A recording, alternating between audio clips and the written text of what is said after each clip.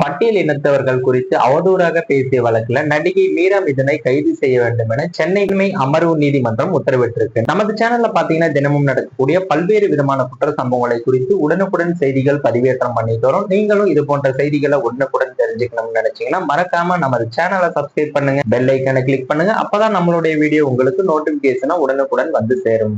நடிகை மீரா மிதுன் பட்டியல் இனத்தவர் குறித்து அவதூறாக பேசி சமூக வலைதளத்தில் வீடியோ ஒன்றை வெளியிட்டாரு. இது தொடர்பாக அவர் மீது விடுதலை சிறுத்தைகள் கட்சி உட்பட பல்வேறு அமைப்புகள் காவல்துறையில் புகாரும் அளித்தாங்க. இந்த புகாரின் அடிப்படையில வன்கொடுமை தடுப்பு சட்டம், கலகத்தை தூண்டுதல் உள்ளிட்ட 7 பிரிவுகளின் கீழ் வழக்கு பதிவு செய்திருக்காங்க. 2021ஆம் ஆண்டு ஆகஸ்ட் 11ஆம் தேதி மத்திய குற்றப்பிரிவு அலுவலகத்துல ஆஜராகும்படி நடிகை மீரா மிதுனுக்கு சம்மனும் அனுப்பப்பட்டிருக்கு.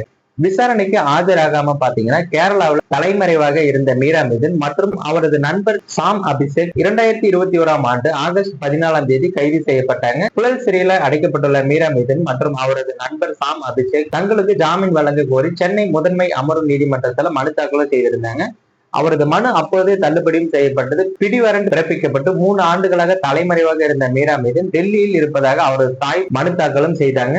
அதில் டெல்லி நகர வீதிகளில் சுற்றி வரும் மீரா மிதுனை மீட்க கோரி அவரது தாய் கூறியும் இருந்தாங்க. இந்த நிலையில பட்டியல் இனத்தவர்கள் குறித்து அவதூறாக பேசிய வழக்குல நடிகை மீரா மிதுனை கைது செய்ய வேண்டும் என சென்னை முதன்மை அமர்வு நீதிமன்றம் உத்தரவும் இட்டிருக்காங்க. ஆகஸ்ட் 11ஆம் தேதி மீரா மிதுனை ஆஜர்படுத்தவும் சென்னை மத்திய குற்றப்பிரிவு சென்னை முதன்மை அமர்வு நீதிமன்றம் உத்தரவிட்டிருக்கு.